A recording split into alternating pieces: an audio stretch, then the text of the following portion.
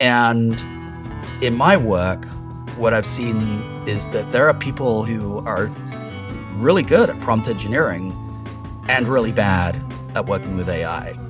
One, a world where theoretically all of the boring bits of work can be taken care of in an instant, but if you don't look out, all of the interesting stuff that actually keeps you engaged at work on a day-to-day basis is also gone. And that fundamentally is what readiness is. There's well-being elements into it, but really readiness is the idea of being able to bring focused energy to work with you every day. And what really illustrated to me was that this person is playing an instrument made up of humans in the orchestra. We're now at a point where you using AI is more like AI is joining your team than you're picking up a tool. And you using AI has now turned you, no matter what your role is, into a manager or a leader. If you think about an LLM being a pattern matching versus intelligence, the pattern matching can fool you into thinking it's actually right. You're not getting any of the nonverbals. You're not getting any of the subtle communication clues. It's just confidently answering your questions. So now you're managing all of these, you're leading all of these things that really sound like they know what they're talking about, but they might not. So they might randomly make stuff up out of nowhere. And they won't even know that they're doing it.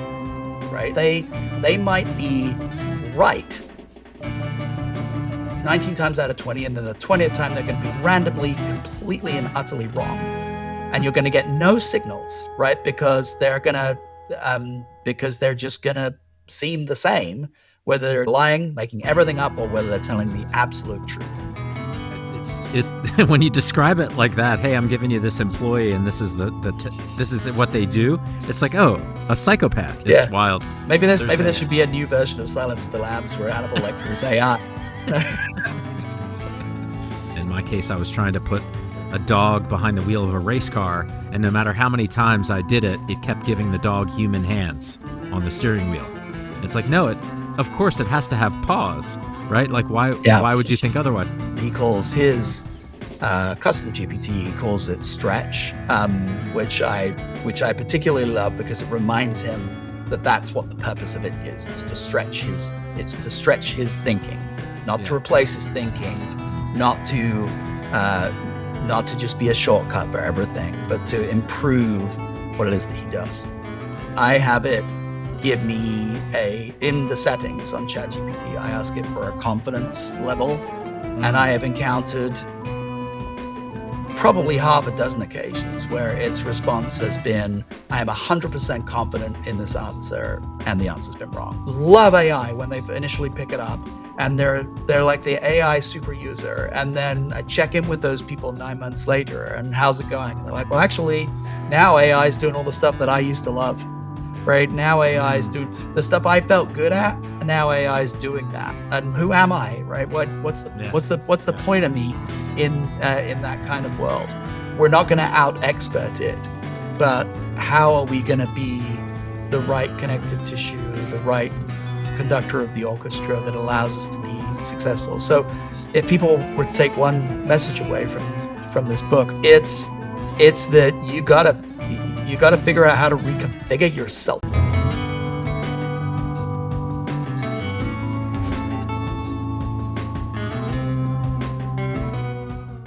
So welcome to Humanity Working. This is a very special episode. In this episode, we are going to talk about Paul's new book. And if you're a big fan of the podcast, you know that we usually talk about skills and ideas and topics in our quick episodes.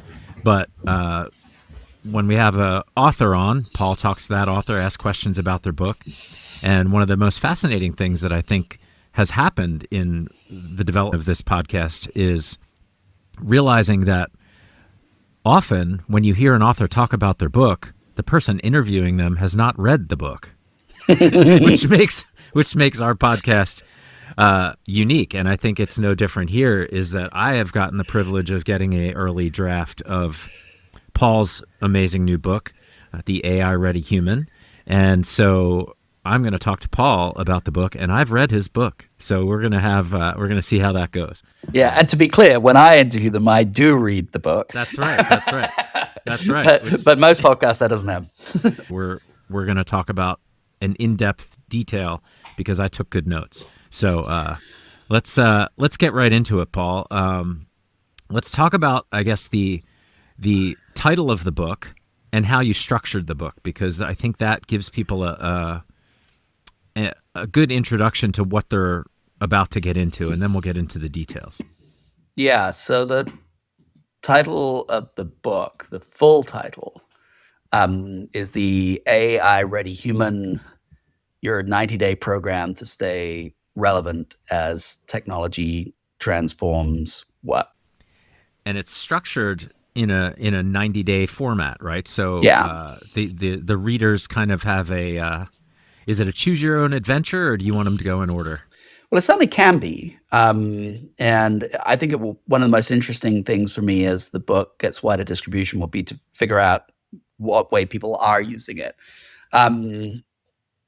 We broke it down into these 90 days for a very specific reason, which is we wanted each one of them to be A, standalone, but B, consumable as a daily practice. There is a ton of evidence now that if you want to build new capabilities, if you want to build new skills, then particularly if it's things that you want to embed as new behaviors, a little and often beats all at once every time. So if you get this book and you read it all at once, then good for you, and I'm happy for you. I would love you to then go back and then go, okay, it's day one, I'm doing day one. It's day two, I'm doing day two. Yeah. Just because that's ultimately what will result in changed behaviors. But that said, we were very thoughtful about the order, and I was very considerate in terms of trying to make sure that things could build upon each other, but at the same time allow people to dip in as and when they wanted. So I guess the way to think about it is a little bit like an album, right? And so there are some artists, when they release albums, actually don't put enormous amount of attention into the order of the songs on the album. But if you picked up Abbey Road, there's a reason why the songs are in the order they are. But you can still, if you're in the mood to listen to Maxwell's Silver Hammer for some reason, you can go in and grab you can go in and grab it. So yeah, a little bit like that. So you can listen to a single if you want to, or you can go through the album in order. So that's a good place to start. This is up there with a Beatles record. Absolutely, yeah. I agree. And specifically, it's up there with Sgt. Pepper, Abbey Road, the White Album, or Revolver. Yeah, whichever one you choose. Yeah. Not the not Please Please Me. It's way better than that. So the order is really interesting because in it, and you talked about this a bit, you're building skills that build on each other, but are actually really important on their own. So let's talk about this kind of stack of skills, the pyramid of skills, as you call them, the Magnificent Seven, right? So you have, we'll go through them from the bottom foundation up, just for people's awareness. If you're listening, they are readiness, organization, control, balance, motivation, resilience, and adaptability at the top of the pyramid there. So let's talk about the stacking of the skills and the ordering of the skills and why you call them the Magnificent Seven, because it's going to be pertinent to the rest of the book overall. Yeah. So Matt, I think it actually heads back to the genesis as to why I wrote the book in the first place. The reason that I wrote it was because I was kind of frustrated by the way in which many courses and other books and programs in general were supposedly helping people with AI. They were treating it like a tool and only like a tool. They were treating it as though, oh, there wasn't Excel and now there's Excel, so now you need to learn Excel and everything will be fine. So in the case of generative AI specifically, the thing you need to do in order to work well with generative AI is to construct a really good prompt, right? That term prompt engineering. And so you had a whole slew of training programs, courses, and all this kind of stuff saying, "Oh, get good at prompt engineering, and you'll have mastered how to use the tool. And once you master how to use the tool, you'll be really good at this." And in my work, what I've seen is that there are people who are really good at prompt engineering and really bad at working with AI. And so what I wanted to do was take a step back from it and say, what does it truly take to be AI ready? And when you start to think of it in terms of what are the behaviors that I need as an employee or just as a human in general, it is much, much bigger than simply the than being able to construct a good prompt. And so that was what formed the genesis of the Magnificent Seven. We were looking at the capabilities that were necessary for a human to be really effective in a world that is changed by AI, in a world that in a different work world, one where information is just available immediately, but where that information may or may not be correct. A world where theoretically all of the boring bits of work can be taken care of in an instant, but if you don't look out, all of the interesting stuff that actually keeps you engaged at work on a day-to-day basis is also gone, and so you don't like work anymore. A world where you're going from being appropriately productive and effective to hyper productive, to a point where you can't even remember what you did 2 hours ago because it was done in a second before you even had an opportunity to think about it. And so as I was looking at that, I wanted to make sure that I was capturing those types of capabilities that were necessary. And as you point out, they're layered. And so the goal here is that as you build each capability, you're benefiting from the work you've put in at the level below. So once you understand a bit about AI, the first part of the book is really kind of like setting a foundation of understanding. But once you really understand the full scope of what AI is, the next thing you have to think about is, how am I setting myself up to do good work every day? And that fundamentally is what readiness is. There's well-being elements into it, but really readiness is the idea of being able to bring focused energy to work with you every day. Yeah. Yeah. It's so well structured and also universal. I think it's you can apply it to AI because that's what's happening now. That's the big disruption. But, overall, these things, the Magnificent Seven, apply to life and managing, whether it's leading in a business setting or just personally. Like when you really start to dig in, I love the frame of AI because it's timely and you can imagine and project what you're saying onto this current landscape in the business world. But just kudos to you because this is a universally useful guide to adulting not just adulting in work, right? So, um, the thing that so let's touch on a couple of the ideas that come in. One of the ideas I really liked that you explored in the book is this idea of evergreen and ever changing. So maybe take a minute to talk about that concept as it applies. Yeah, I mean, actually, funnily enough, you just touched on it in a way.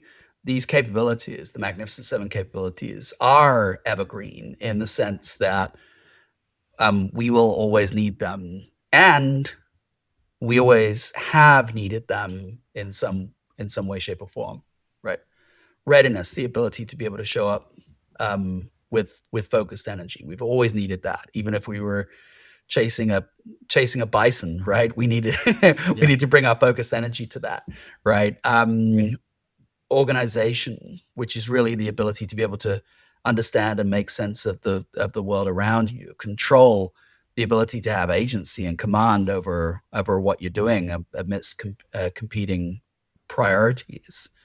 um, Balance, the ability to be able to take the various different parts of your life and execute well enough on all of them, including the relationship you have with yourself and the relationship you have with others and the relationship you have with your work and so on. Um, Motivation, right? The ability to be able to sort of like ride the ebbs and flows and still get stuff done. Resilience, the ability to be able to cope intellectually and emotionally with change, and ultimately adaptability, with the sort of practical ability to be able to adapt and adjust as things change around you. Right, all of that has always been needed and always will be Mm-hmm. needed. But a couple of things. So that's the evergreen part of it, but the ever changing part of it is really important, because the ever changing part of it is the context in which all of this happens, right? The context in which this happens means that, for example, when AI comes into the picture, it will have an effect on how we organize. It Mm-hmm. will have an effect on our ability to retain control. It will have an effect on our motivation. And so, because it has an effect on all of these Magnificent Seven capabilities, we need to be able to adjust what we do in order to retain those capabilities. And so that's really where the idea for evergreen but ever changing came from. Mm-hmm. And you talk also about the idea of um, and I wrote down Maestro Mm-hmm. in the notes here. And one of those things is, you know, I hadn't really seen a lot of orchestra in my life, but I have gone a few times.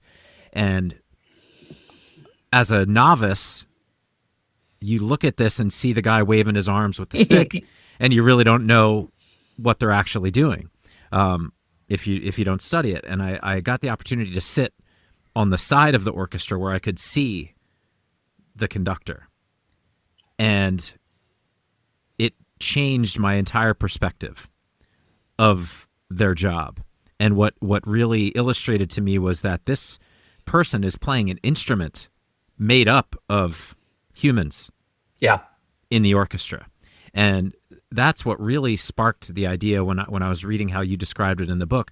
When you think about a leader, whether they're using AI or just their team or all of those things together, the orchestra leader from the outside might look like they're just waving their arms and moving a stick around, but there is purpose and control and all of the elements of organization that you're talking about culminating in that conductor space. And I think your book makes it very clear that as the conductor of your own life in this space, these are some of the tools and the frameworks you use to get the orchestra sounding good.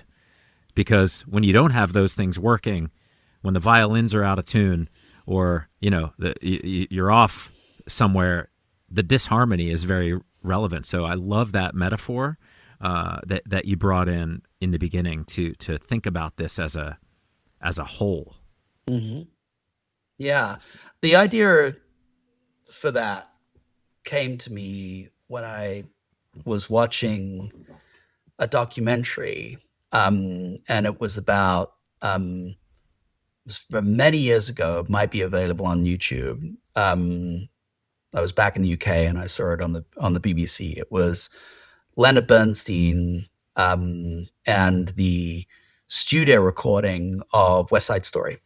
It followed the significantly older Leonard Bernstein to go back and record basically the definitive studio recording of West Side Story with Jose Carreras and Kurtz Kanoa.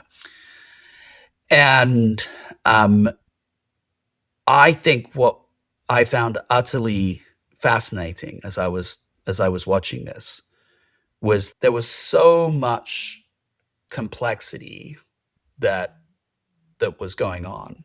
So Bernstein can't play all of the instruments himself. Bernstein can't sing like Jose Carreras can. So Bernstein can't do all of the things that people are doing. Mm-hmm. And to a certain extent, Bernstein doesn't even know how to do those things, not in a deep way, right? Doesn't even know how to play a violin in a deep way, in the same right. in the way that they do. But what he can do is clearly understand the vision, clearly understand what he's looking for, and tweak things and adjust things until he gets exactly what he's looking for. Yeah. So he's dealing with these elements. They're almost like black boxes to him to a certain extent, but he knows exactly what it is that he's looking to achieve. Mm-hmm. And then he's using, to your point, all of the elements in the orchestra mm-hmm. and bringing them together in order to be able to achieve the outcome. What's unique about AI in the workplace is that because it is more than a tool, because it has a general purpose element to it, because it's starting not just to be separate applications, but fit into existing applications. Because with the rise of agentic AI, we're getting to a point where, certain pieces of AI are being used in concert. It's that other word again, but in concert with each other. Yeah. We're now at a point where you using AI is more like AI is joining your team than you're picking up a tool. And you using AI has now turned you, no matter what your role is, into a manager or a leader. Yeah. So we've gone to a world now where basically everybody in the organization that opens up a prompt and starts talking to ChatGPT is, in a very real sense, a manager or a leader, even if they've only ever been an individual contributor by right. name, from the most junior employee to the most senior employee. And so now what they're doing is they're basically conducting that orchestra of capabilities in order to produce the results they need. And just like Bernstein, they couldn't do all of those things themselves, even if they tried. Mm-hmm. And they don't even understand fully and perfectly how they work. But if they're smart, then they know how to combine these things together in order to be able to get the results they want to get. Yeah. Well, it's even more so then. It's very critical then that they understand what AI is, and that it's currently, like if you think about an LLM being a pattern matching versus intelligence. Mm-hmm. The pattern matching can fool you into thinking it's actually right. You're not getting any of the nonverbals. You're not getting any of the subtle communication clues. It's just confidently answering your questions. So now you're managing all of these, you're leading all of these things that really sound like they know what they're talking about, but they might not. So you have to focus on the results too. So maybe talk about that piece of unique quality of AI, because our current incarnation of it is pattern matching, not intelligence, on a really deep level, but that fools people too. Right? Yeah. Well, I mean, we've briefly talked in the past about, the definition of AI that I like the most is the bad choice of words from the 1950s. I think the most interesting thing about it, as a piece of technology is that if we take those two words, artificial and intelligent, well, it's not intelligent in the way in which we would traditionally think of as intelligence, right? It can fake things, right? It can fake apparent judgment, but when it's giving you an answer, even it doesn't know if it's right, right? So that's not Yeah. so that's not intelligent in the way in which you would classically think of it. But then artificial suggests to a certain extent that you've got this highly intelligent thing, but it doesn't seem kind of human. Here is this not intelligent thing that actually does a pretty good job of seeming quite human. And so both sides of it are sort of off. Now, the real challenging thing is that if I said to you, right, hey, this person is going to join your team, and here's some things you should know about this person, right? They might randomly make stuff up out of nowhere, and they won't even know that they're doing it, right? They might be right 19 times out of 20, and then the 20th time they're going to be randomly, completely, and utterly wrong. And you're going to get no signals, right? Because they're just going to seem the same, whether they're lying, making everything up, or whether they're telling the absolute truth. They're going to be unbelievably knowledgeable on some things and know next to nothing on other things, but they're going to present those things as absolutely the same. They're going to be highly ethical 95% of the time and completely unethical the rest of the time, and so on and so forth. Right? You would think that that was a troubled human, but also you would find it difficult to manage that human. Yeah. Because the signals that we rely on when we manage people are human signals. You get the sense of like, oh yeah, I can trust this person, or oh yeah, this person always does good work, or oh yeah, this person, when they say that they're going to have something done in an hour, they'll get it done in an hour, right? This is the thing that we're working with, and that is not Excel, right? This is something that is completely different. Yeah. Yeah, it's when you describe it like that, hey, I'm giving you this employee and this is this is what they do. It's like, oh, a psychopath. You are adding a psychopath to my team. Like, kind of, yeah. But strangely, a psychopath that is very engaging, yeah, seems very, always seems to agree with you, that makes it worse. Deeply apologetic. Thank you for calling that out. You're right. I did miss that entire thing. Yeah, it's wild. Maybe there should be a new version of Silence of the Lambs where Hannibal Lecter is AI. Oh my God. That's very interesting. So another thing that comes up here is that this idea that AI is trained on what we've already created. Uh-huh. Right. So it essentially takes all the information. If you're talking just again about LLMs that are connected to the internet, taking on all the fake information just as much as the real information and treating them both exactly the same. And you add to that the concept that history is told by the winners. Yeah. Right. So what percentage of what it's actually trained on is made up or is just not real anyway? Do you think we have a chance, knowing how AI works now a little bit better, to start over and retrain and fix this problem, shake the Etch-a-Sketch a little bit and start over? Or are we just bound to continue to perpetuate this infinitely, and we got to figure out how to deal with it? I don't know. And actually, I want to call that out, because there's a lot of people that are very confidently predicting where all of this is going. And I would just urge people to be very cautious of people that are confidently predicting where all of this is going, right? There's too much money involved. There's what we could and probably should do. and then there is human nature. So I would strongly, strongly urge folks, if they've not listened to our previous episode with Bill Kirst, to go back and listen to Bill's thoughts on this stuff. But I'll highlight a couple of things that are possible, and then a couple of things that I would say are warning signs. So to start with what's possible, we could, and we probably should, rethink the idea of broad AI versus narrow AI. So briefly put, broad AI is sort of like the stuff we're all using right now, the chat GPTs, the Geminis of the world.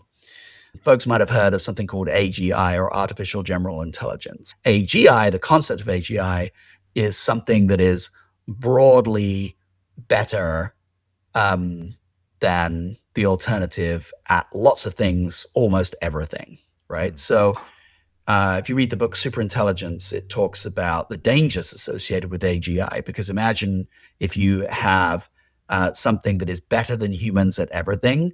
That includes being better than humans at designing the next wave of artificial intelligence. And so there are various models that scientists looked at whereby you could have this version of AGI that is building all of its technology in software. So 5 seconds later, it's built a better version still, and 5 seconds later, that is built a better version too. And then you have a runaway intelligence where humans become irrelevant. That's one of the dangers associated with AGI. Yeah.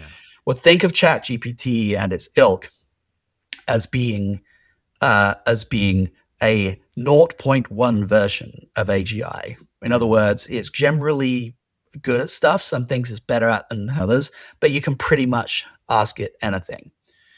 So I would argue that this would actually be much, much more useful in a work context if we kind of threw that away, and instead we had more narrow instantiations of AI that were really good at supporting us with very specific things that we do, and then we rely upon the humans to be the sort of the connective tissue between those things. We rely on our own adaptability. Yeah. But that said, as Bill would say, the genie's kind of out of the bottle, in the sense that we're at a point now where hundreds of millions of people, they wake up in the morning and the first thing they reach for is Gemini, ChatGPT, Grok, whatever your preference is. Yeah. They're using it as a search engine, even though it's not terribly great at that. They're using it as the I don't know the answer to this, so I'll ask AI thing. It's become, in a blink of an eye, it's become the next thing that we're addicted to. So I think, given that large proportions of us are addicted to it, I know I am, I think the question is, how do we deal with some of the potential? How do we look ahead and see what the downsides are and look to mitigate those downsides? And you've already called out one, right? This idea of taking all of the biases and all of the challenges associated with this original data set and embedding those things still further, and potentially even amplifying it still further. So imagine a world where you've got 90% of the information that is on the internet being created by AI. That's now, you've now taken something whereby there were disproportionate representations of certain points of view, and now you've exploded those, because all of the new information that is being created by AI, or at least with the assistance of AI. Yeah. Yeah. So two things around that. One is that I have this sense that if you surround your Magnificent Seven pyramid almost like as a foundational element behind all of them is an ethics layer. Yep. That's extremely important and needs to come into play in all of those. But also that in the current climate, we are obligated to write what's right, to contribute to the narrative, so that the AIs at least continue to pick up on what we strongly believe to be the truth. Um, in a way, that seems to be, if we're on this trajectory, a reason why books and writing and human contribution is crucial to human prosperity, because knowing that this is how we're doing it, we have to continue to put it up there. But to your other point, once the AI, what is that called, launch or takeoff Mm-hmm. happens, right? There's this trajectory that we're not going to be able to contribute faster Mm-hmm. than an AI. So we had to be really careful to monitor that too. But Yeah, I mean, it's difficult to know exactly where we're at in this, but my gut feel is that we're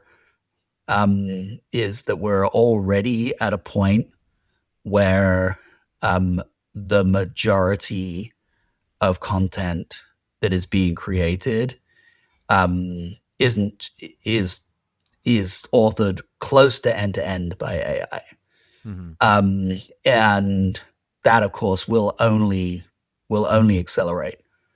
I spoke to a writing group recently. I think fiction is a little different, um, but I spoke to a nonfiction writing group, and I asked them, a, how much do you use AI to help you write, and b, if if it could do it perfectly, would you rely on it more?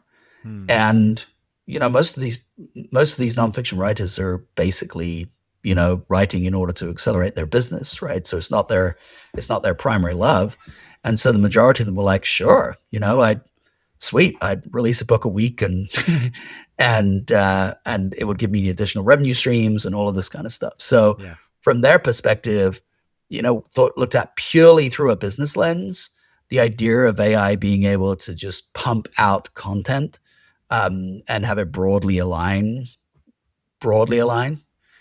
was good enough for them and help them reach their business goals. The fact that we're at a point where AI is already creating much of the content that we see on the internet, and in a year it's going to be 5 times as good, and a year later it's going to be 5 times as good again. hmm, That's probably only going in one direction, but it yeah, does mean that it's extremely important for human creators to continue to create, yeah, because it might be a small part of the overall picture, but it's an absolutely vital part of the overall picture. yeah. All right, let's change tact a little bit here.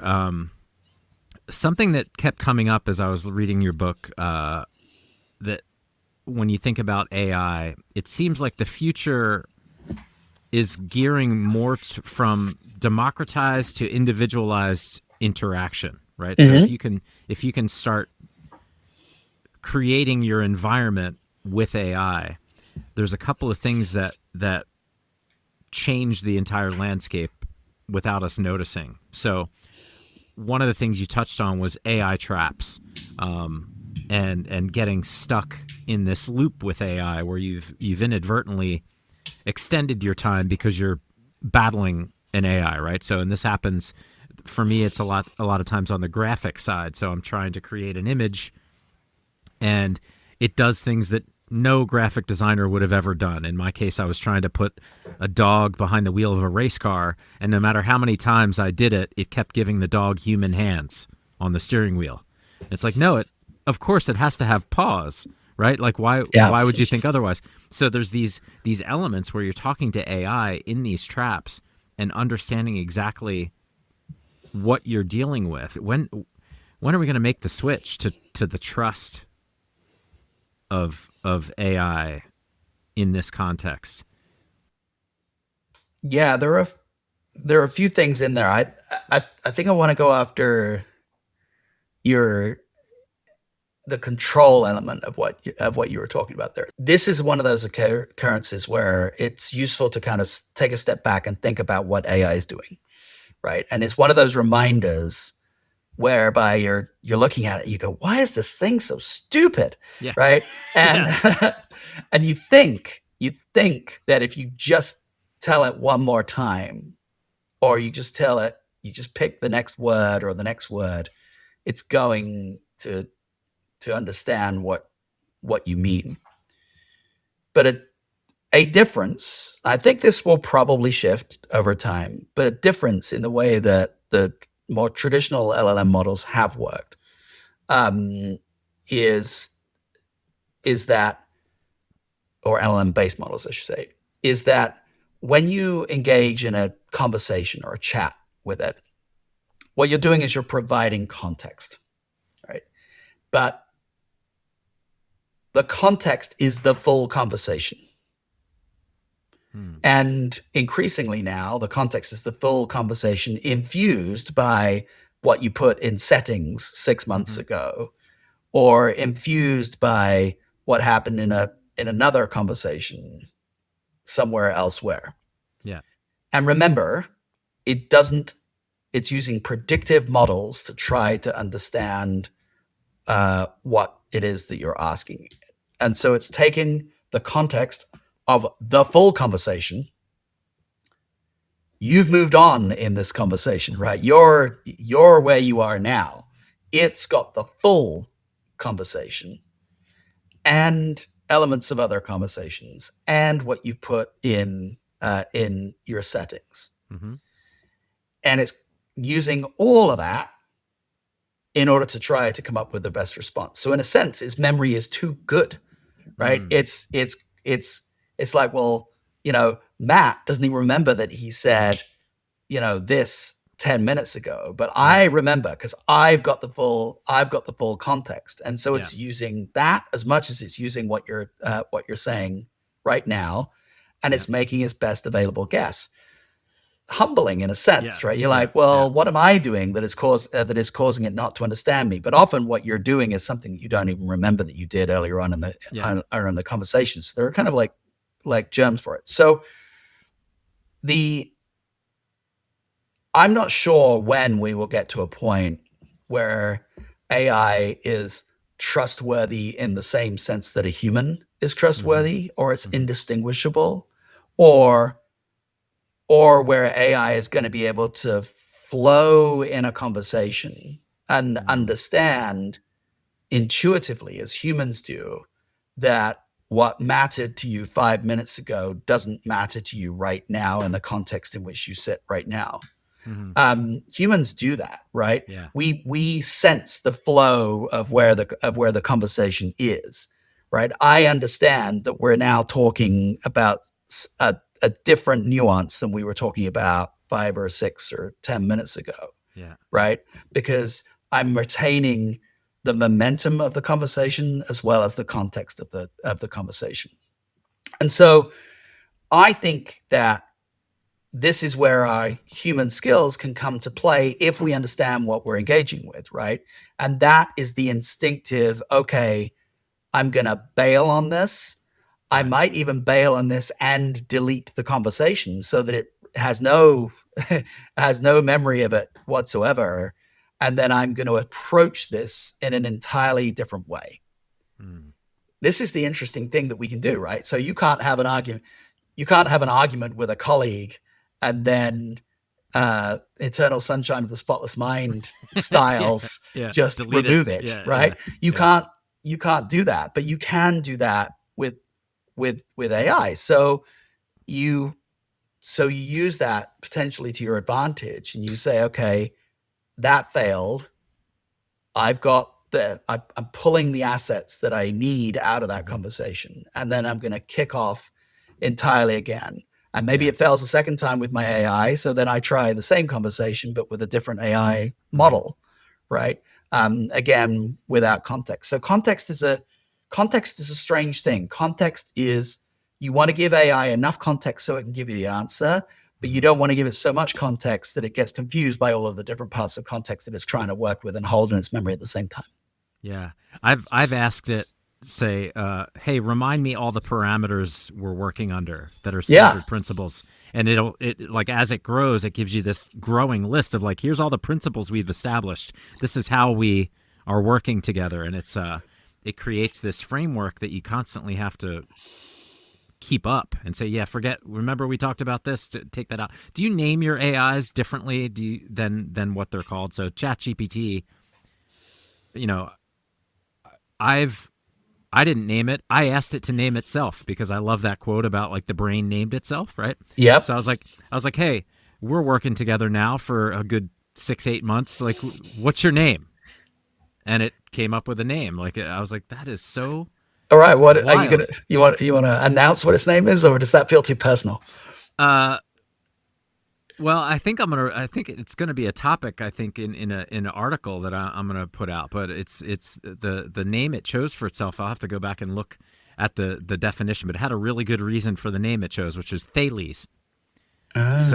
So like my Chat GPT persona is called Thales. So I haven't named them yet, and I say them um, because for me, I'm probably at about 20 to 30 different AI tools, I guess, that I'm using Yeah, on a regular basis. yeah, And I would say, for example, that because each of my individual custom GPTs has specific instructions, it tends to respond differently to other ones.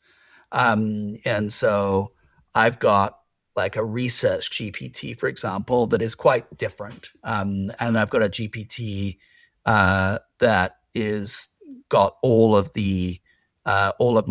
my writing, and so is hmm, helping me, uh, find previous commentary that I've done, and making sure that when I write something fresh, it's consistent with what right, I've written previously, right? And then I use ChatGPT, I use Gemini, I use Claude, I use hmm, Perplexity, I use Grok, and I use some specific co-pilots and things like that. So there so because of that, I've got too many to name, and so I haven't yet. But I do actually think it can be relatively helpful. Bob Johansson, who's been on the has been on the pod a couple of times and is actually going to be on in a few weeks as well, from the Institute for the Future. He calls his custom GPT, he calls it Stretch, hmm, which I particularly love because it reminds him that that's what the purpose of it is. It's to stretch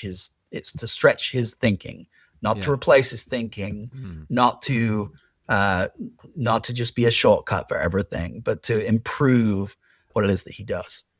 However, your generalized point about how different they can be is absolutely well taken, and I hmm, am very clear now at what the value that I get from the different AI uh, offerings that I yeah, use. yeah, yeah. It's wild. It's so interesting how they develop Mm-hmm. and treat you and you take one right out of the gate. If you don't know, for example, that your AI will give you an answer whether it's real or not. If you don't know that going in, your experience is going to be so different. You basically have to tell it to say I don't know. Like Yeah, that's like the first thing. If you don't want to be, we talked about this on the sycophancy episode. It's just like you don't make it up. Just tell me you don't know. That's fine. I'm trying to get something done here. So, yeah, very interesting. So, yeah, and um, be careful even with that because, as I mentioned, right, it doesn't really know that it knows. It doesn't even really know that it yeah, doesn't know, yeah, right?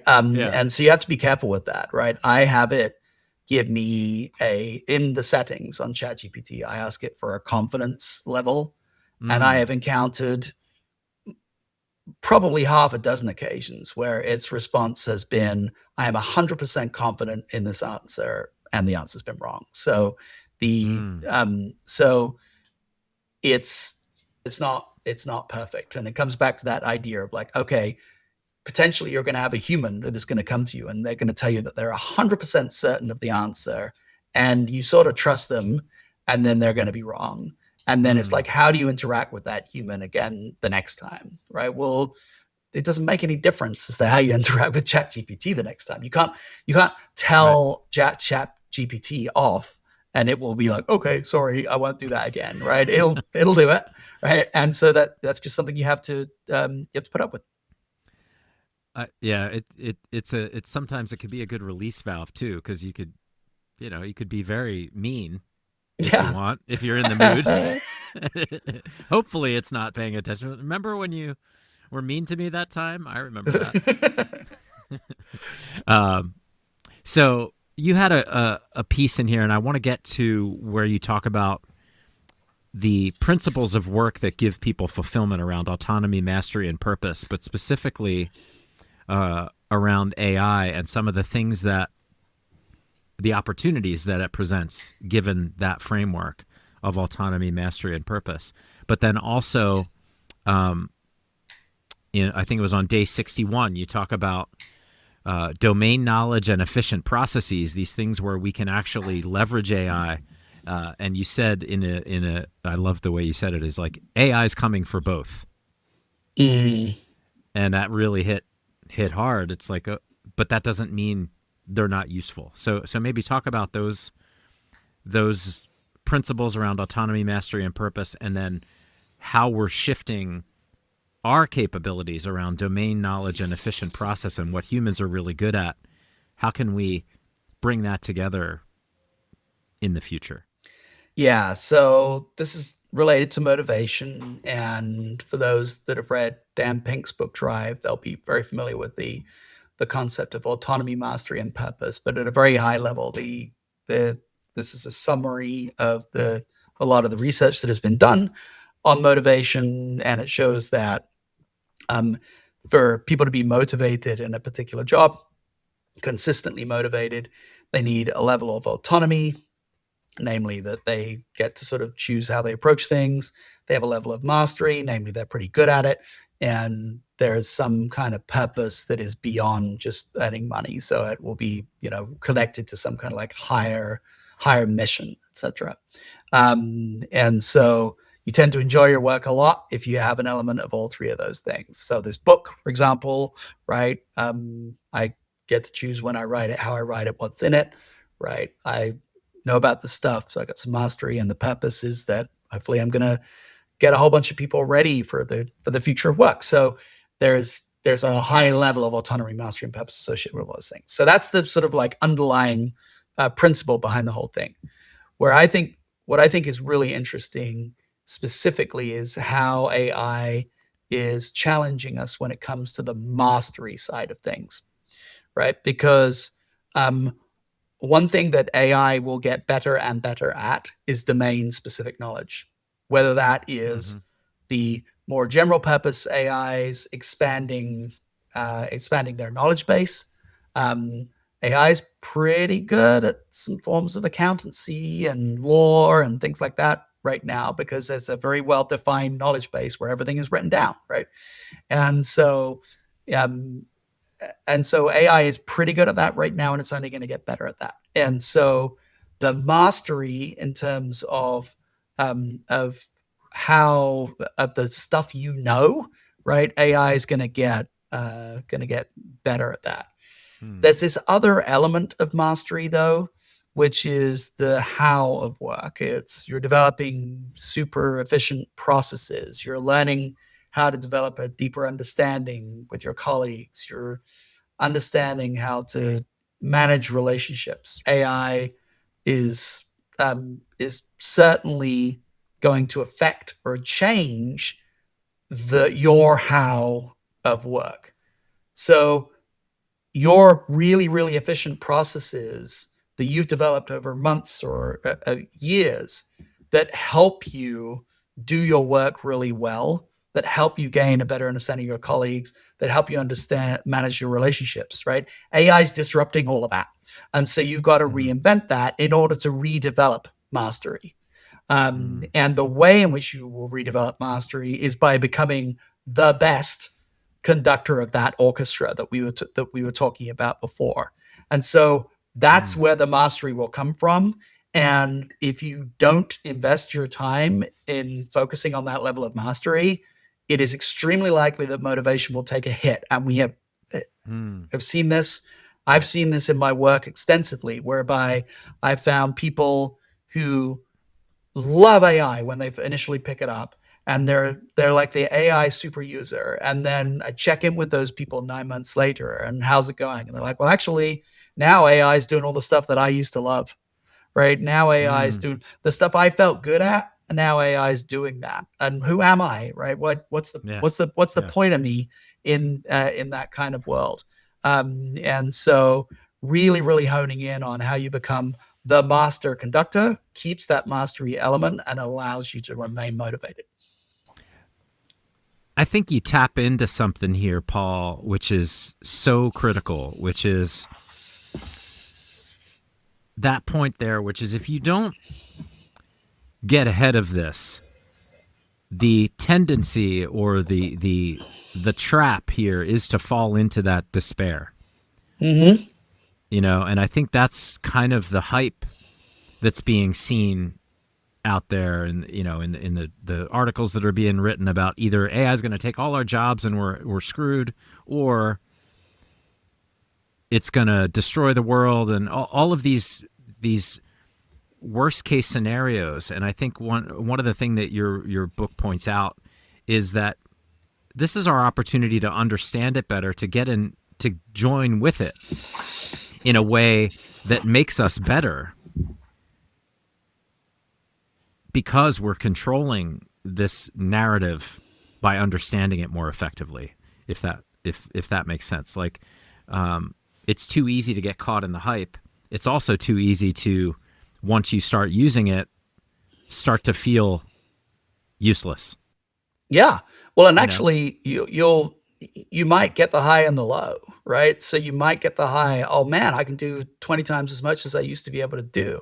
I mean, I got a distinct rush the first time that I was experimenting with a version of AI. This is pre Copilot, Microsoft Copilot, and I had a version of AI that was integrated into Excel. And I said, Mm-hmm. I remember it like it was yesterday. I said, go find my top 10 competitors and build a spreadsheet that shows who they are, what their value proposition is, what their market cap is, Mm-hmm. what the CEO is, what's his connection on LinkedIn, et cetera, et cetera. And this would have taken, if I'd have handed it to one of our interns, it would probably have taken them at least a couple of weeks.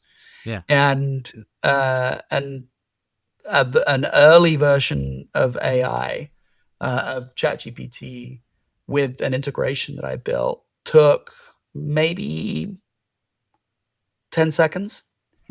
And I was like, whoa, this is Yeah. exciting. Think of the upside that is associated with this. Yeah. Um, and so that's the high, right? But then what you have to do is you have to start thinking differently about your role. So, Mm-hmm. not how do I use this to make me faster and faster and faster and more efficient, but how do I use this to A, produce better quality work, but also, but B, how do I use this in such a way that I, as a human, am still adding value, Mm-hmm.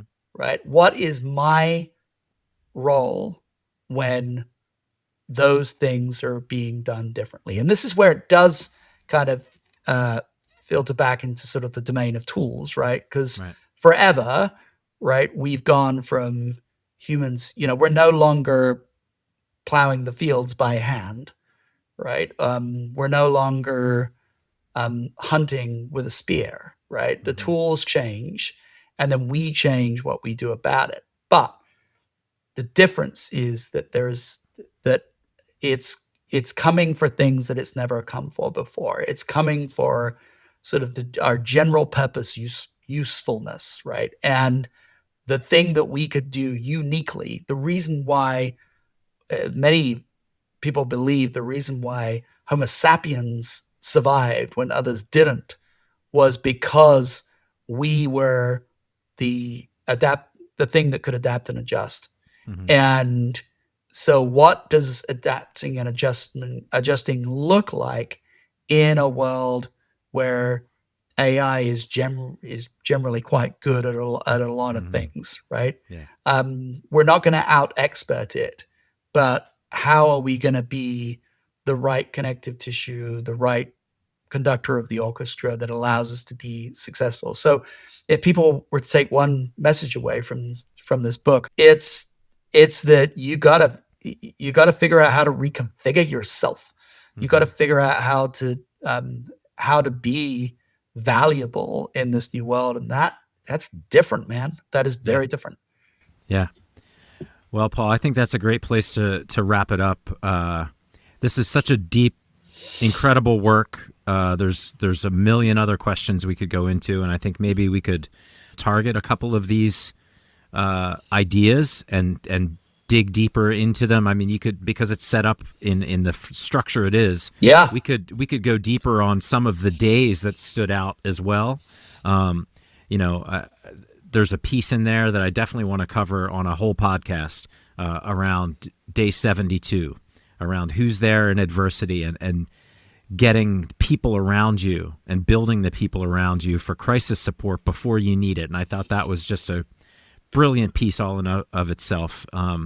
There's a day 85 where we talk about diverse perspectives and this safety net concept. It's such a brilliant piece, and the entire book is so wonderfully put together. And I think it's